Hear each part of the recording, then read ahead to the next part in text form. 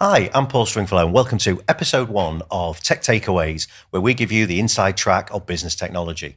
In this episode, we're going to talk about one of the things that I talk to CTOs and CISOs about all of the time, and that is the cybersecurity risk, the real threat that businesses face on a day-to-day basis dealing with the massive cybersecurity problem. And the thing that drove this episode was a project that my co-host, Jason Fitzgerald, worked on recently, where one of the customers he works with picked up a new managed security service. So, Jason, nice to see you again. Good to be here. Tell us a little bit about what was the driver for the customer behind taking on a managed security service. Yeah, sure. So the customer had quite a good IT department in-house. They were kind of infrastructure guys, dealt with the servers, desktops, switches, that kind of thing. But it felt like they'd kind of fallen into the same cybersecurity trap that I think a lot of organizations fall into, which is they've rolled out endpoint security, they've got a firewall on site, and they think that, we've got now cybersecurity covered, tick. We're done with cybersecurity, that's nailed. But actually, once we started to look at the kind of processes around that, particularly around incident response, there were quite a number of gaps identified with that. And whereas they had quite good skills in-house, it was recognised that they probably weren't geared up to tackle the complexity and the number of challenges associated with, incoming cyber attacks, essentially. And so what was the type of service they'd taken? I believe it was a managed detection and response service? Yeah, that's right. Yeah. So they took a 24/7, 365 MDR, so managed detection and response service, to just kind of give a little bit more visibility into what was happening within the network, and add in some capabilities behind it in terms of kind of the skill set. So essentially cybersecurity professionals who were able to look at incoming threats, identify them as such, and help them should they need it. Is this a service that's available to everyone? Is it enterprise? Is it, large, small? Is this for everyone? Yeah, I think it is now. Traditionally, it's been a kind of product that was only available to kind of larger enterprises, 500 seats and above. But we work a lot with Sophos, as you know, we're a gold partner for Sophos, and they've got a great solution around that, which is applicable to literally 1-2 users, scalable up. And what's quite nice about that is it removes the barrier of entry for those smaller companies to say, we can now secure ourselves properly, knowing that we've got a cyber incident response team behind us should we need them. Small businesses are targeted more than most. Obviously, large enterprises are big targets because they've got more money, they're financially strong, but smaller organizations are easier to exploit, and they lack the internal monitoring and the skill set to be able to deal with those kind of incoming threats. I think one thing I'm seeing now from some of the customer discovery calls that we're doing is it feels sometimes like everything's got to be aligned to kind of take this service. It doesn't, does it? Because, they've got endpoints over here, firewall, SIEM, SOC. I'm learning these acronyms as we go. Absolutely, you raise an interesting point. And maybe if we just, to try and give people some kind of inside track on kind of the conversation we're having. Maybe some of our viewers are watching this or listening to this and actually aren't really sure what we even mean by a managed detection and response service. So, there's lots of different types of managed security services. So, there's things like managed security service providers who will take your existing infrastructure and will offer management around that, and that's your entire infrastructure, so your firewalls, your endpoints, your network security, your identity security. And then there's these kind of specialist areas as well, so managed detection and response being one of those, where it's kind of a subset of this broader thing. Have you guys got any thoughts about why somebody might take that kind of managed service, and some of the differences that you see between them? Yeah, I think that, for me, one of the main drivers for taking up that kind of service is when we look at the cybersecurity approach within a lot of organizations, that they're almost kind of tripping themselves up in that they've got some in-house skills, IT skills, maybe an in-house tech, if they're lucky, who's really good at doing desktop and maybe server support, but isn't geared up to doing 24/7, 365 monitoring of the environment. And so they're quite exposed there. Cybersecurity and tackling those problems, it's just it's a different discipline altogether. And so expecting someone to be an expert in cybersecurity and maintain the infrastructure and have a 9 to 5 approach, which they often do, then it's just not geared up for giving a level of protection that the business needs. I mean, I was chatting to a customer recently, and he said, "Well, we're okay with kind of like a 9 to 5 instant response because attackers don't work outside of that." Well, attackers, of course, they work 9 to 5. They just work the opposite 9 to 5. Yeah. They sit in your network when you're not there because they can go unnoticed. They can go unnoticed. They sit in the network and they build up a plan of attack. They build up knowledge about what devices are connected where, what user accounts are used where in the network, and then they launch an attack from there. It's quite common to see attackers sit in a network for I think a mean time's about 60 days that goes unnoticed before anything happens in the environment, and it just goes completely unnoticed because there's no monitoring, there's no team there that are doing that, and even the teams that are there, they're often looking at the wrong areas. So if we take PowerShell, for example, so PowerShell is a great tool for doing system admin tasks, automation of user accounts, changing user passwords, general system maintenance. But it's a legitimate tool for system admins to use, so it's allowed in the environment. We see a lot of attacks using PowerShell because it's allowed in the environment. So we're not just looking for things that are massively out of left field, viruses coming in and that kind of stuff. They'd be detected, but actually the legitimate tools that can run in the environment, what are they actually doing? And having that team that can look at that, it's a different skill set. They're looking for the nuances and the context of those legitimate tools and what they're doing.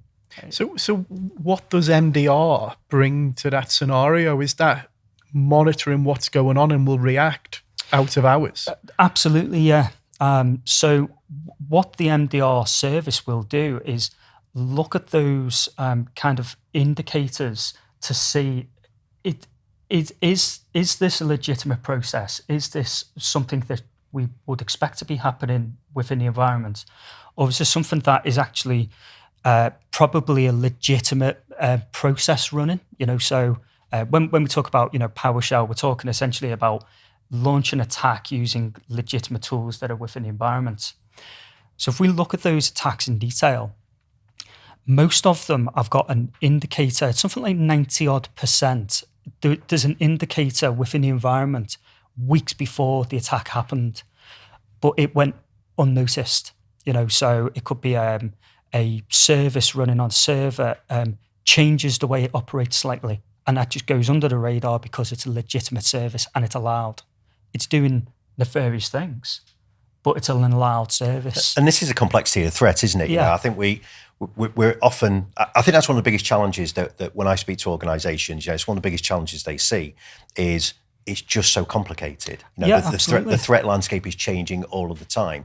If you think about the changes that most of our businesses have seen over the last 3 or 4 years, where everything that we thought we knew about business IT almost changed overnight. Today, we've got a much broader, where's the perimeter of our network? The perimeter of your network is, we're sat in a studio today. We've got devices that connect to corporate networks and connect to corporate resources.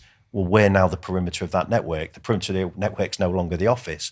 And the idea that as businesses that we operate hours 9 to 5. Well, these the kind of cybersecurity bad actors are businesses themselves. These are guys who have HR departments. They Absolutely. are employing staff. They are running 24/7 operations, and all they're looking for are, like you said, Jason, it's kind of gaps in that security. And the problem's so complicated. I think one of the challenges that we see, and you used a great phrase before actually about thinking that cybersecurity tick done. I think organizations are starting to realize that cybersecurity tick done is never a thing. And the cybersecurity risk is always ongoing, it's ever evolving. So finding ways to get help and support, because there's a huge challenge around skills and resource. And even if you've got the skills and resource, having that skill and resource available 24/7 is a real issue. And I think that's what's driving this idea behind managed security services. So, I suppose one of the other things that I think is always interesting, if we go out and talk to a CTO and say, hey, you need this new service, one of the things they're going to be thinking about is, do I have to throw away all of the other stuff that I've got? So in the instance where we're talking about with the kind of project you did recently, did they have to throw out existing stuff, or could we work alongside that and offer this kind of management wrap? Yeah, so some MDR providers will say it's a rip and replace essentially to provide the service, because their tools will only work with their in-house tools. We partner with Sophos, and the way that works is essentially it will integrate into existing investments. So if you've got firewalls on site, we can integrate into them. We can start to pull logs out of that to add to kind of telemetry data so that we've got a better picture as to what's going on in the environment. But we can integrate into M365. We can integrate into things like a Darktrace if they're using Darktrace, and the endpoint as well. So we're not just looking at what's happening on the devices, the laptops, the mobile devices going out to the office. We're looking at the network itself. We're looking at the transient data leaving inbound, outbound on the firewalls. We're looking at things that are happening within M365, and that having that view is quite important, because whereas a cyber attack might start on an end user's device, I've clicked on an email, it doesn't stay on that device long. Once the account is compromised, it's then suspicious logins in M365. Well, if we're not integrating into that service, how do we get that visibility? Well, we don't. And that's part of what cyber attackers are looking for, that trust that they're probably not monitoring this area. So I'll try and move to that. So I think it's a really important point, because that idea that I've got an existing IT investment that I'm going to go and throw that away. Absolutely. It's just not appealing. It's not. No. Organizations don't want to waste an investment they've already got, because that's not going to sit well. We can't rock up, can we, at a business and say you need to throw away all of that kind of stuff. It's too much of an upheaval, and where organizations have made inroads, with maybe they've got a cybersecurity team and maybe they do have an on-call 24/7 setup. The question is, how do we integrate this technology in to give them a better experience and support them in doing that, rather than give them the headache of, now you need to change, endpoint on 500 devices or 60 devices, however many devices you've got, because as soon as that barrier of entry is there, it's less inclined to happen. So if you can say, well, actually, no, we can tie into your technology, so existing investments and your processes, by either it's a collaborative approach, or we just inform you when something's happening and your IT team can deal with it. That's a much better approach, because it's easier to adopt, which means it's more likely to be adopted, because you get all of the value and hopefully less of the pain. So I just had a question for you, actually, because you worked on kind of the commercials of this, because people will probably be watching this and thinking, sounds great, I'd love somebody to take away my cybersecurity pains. Yeah. But not only did you work on the commercials, you were CEO of a company. How affordable is this kind of thing? Because it sounds like a great service, but is it affordable to most organizations? Well, I think it is now. When I first when we first come across the proposition with Sophos, we just assumed it'd be out of reach for a lot of companies. But I think you summed it up, didn't you? And you said, wow, for the price of a cup of coffee a week per employee, we can have an outsourced and I only drink cheap as a coffee, service. to be fair. So, no, it's a good point. It's not as expensive as we may think. The price of a good coffee per week per employee, and your cybersecurity is it's not outsourced. You've just got an extra pair of eyes looking over it.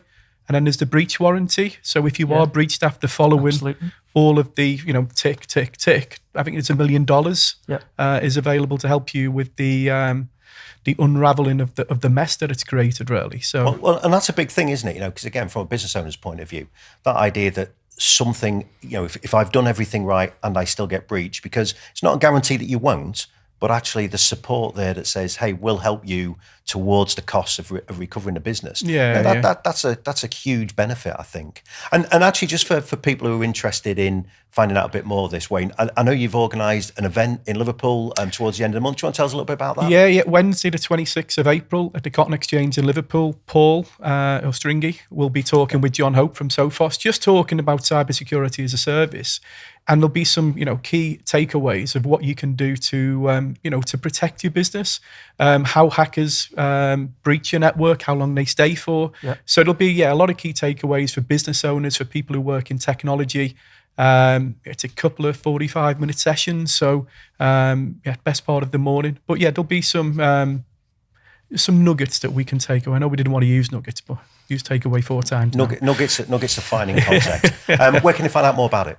On our website, gardnersystems.co.uk, under events, and we'll put the link in at the end of this podcast. One thing I was going to ask, by the way, when someone's considering looking at MDR as a technology, there's different MDR organizations out there.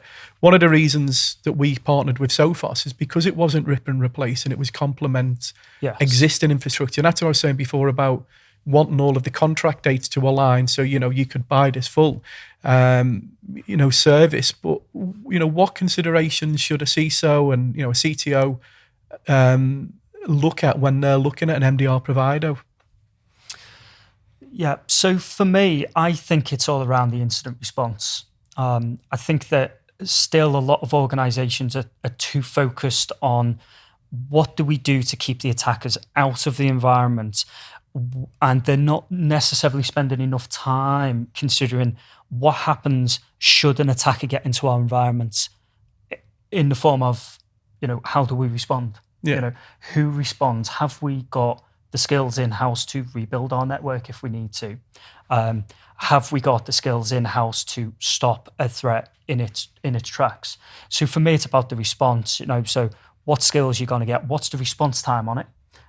Understand, is that a 24-hour service? If we were in the middle of an attack now, and I was to raise it, what priority would it be given? What resource would it be given to rebuild things like Active Directory controllers? So for me, the key differentiator is the response in terms of the engagement, the understanding of your network, to be able to action that response in a sufficient manner so that you're not suffering this kind of prolonged outage. I think there's probably a couple of things I'd add to that as well, because all that's bang on, but I think a couple of things I'd add to it as well, because there's other types of managed security services. So think about what it is you want. If you've already got, if you're a big enterprise and you've already got a lot of security infrastructure, you just might want a managed services partner who can manage that infrastructure for you. We've talked today about MDR as a very specific thing, and MDR is normally a vendor, it's their technology. I think it's really important that stuff about it integrates with what you've currently got rather than rip and replace, unless rip and replace is the thing that you want. But actually, if you want somebody to manage what you've got, then look at maybe a managed services security provider, somebody who specialises in security services. But beyond that, look at, does it integrate with what I've got? Does it integrate with my workflows? So, if I've got a SIEM or I've got a SOAR solution where I'm trying to orchestrate security response, will it plug in nicely with that? And then think about actually some of the other areas that I think sometimes get forgotten with this kind of stuff. Think about the organization you're dealing with. Think about the levels of support and interaction they give you. Think about, do you want them to deal with the problem, or do you want them to tell you how to deal with the problem? Because some organizations will consider that kind of stuff. So I think there's a whole bunch of criteria to think about. But that's kind of why those guys are here. That's why we're doing shows like this, to try and share some of those insights. So, gents, look, I think it's been a really good chat. Cybersecurity is such a huge problem for all of the organizations that we talk with. Wayne, thanks for promoting an event, I'd say we'll kind of get that in the show notes and try and get the link up on screen. But go over to gardnersystems.co.uk to see that. And look, and if you've got ideas of things you'd like to see myself, Jason, and Wayne chat about, then do get in touch with the show. You can email podcast@gardnersystems.co.uk or find us on the socials or at Gardner Systems on Twitter. You can find us on LinkedIn as well. And if you've enjoyed the show, please subscribe. You can find us on YouTube and in all good homes of podcasts. Next time, we're going to be talking about how to optimize your software licensing costs, which has been a really big and interesting area for us recently. So until that next show, thanks for tuning in, and we'll look forward to seeing you soon.